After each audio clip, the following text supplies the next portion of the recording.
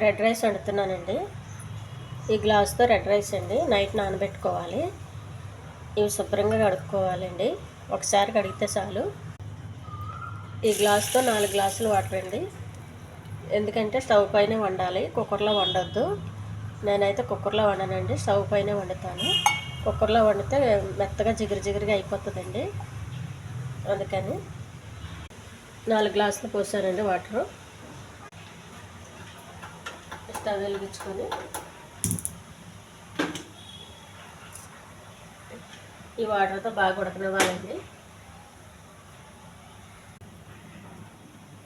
First వండేటప్పుడు కొంచెం మంట ఎక్కువలో పెట్టాలండి, సిమ్లో పెట్టొద్దు.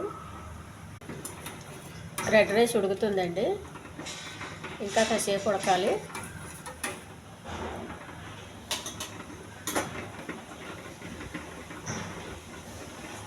కొంచెం టైం ఎక్కువ తీసుకుంటుందండి రెడ్ రైస్ ఉడకడానికి.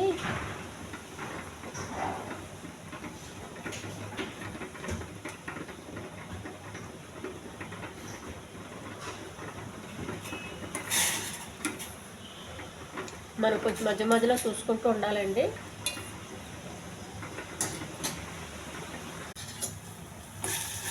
వాటర్ అంతా దగ్గరకు వచ్చేసిందండి.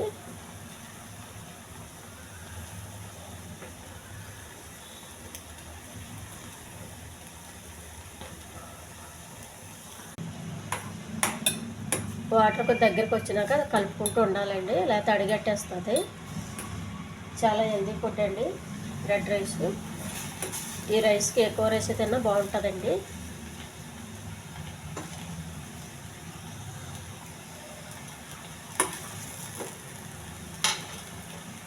మంటకు చిమ్ములో పెట్టుకోవాలండి దగ్గరికి వచ్చినాక.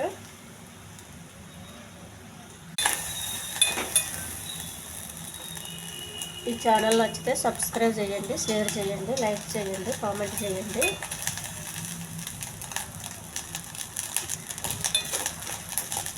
కొద్దిగా వాటర్ ఉందనగానే ఆఫ్ చేయాలండి స్టవ్, లేకపోతే మాడిపోతుంది. ఎందుకంటే ఈ రైస్ కొంచెం జిగురుగా ఉంటుంది. స్టవ్ ఆఫ్ చేసినాక ఒకసారి కలపండి, అంటుకుపోకుండా ఉంటుంది.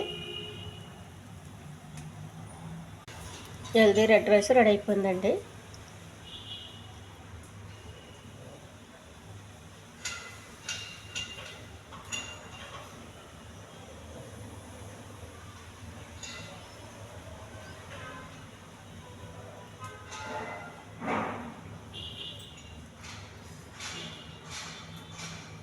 ఇది వండేది కొంచెం లేట్ అండి, అందుకే వారంలో 2-3 సార్లు వండుకుంటే సరిపోతుంది.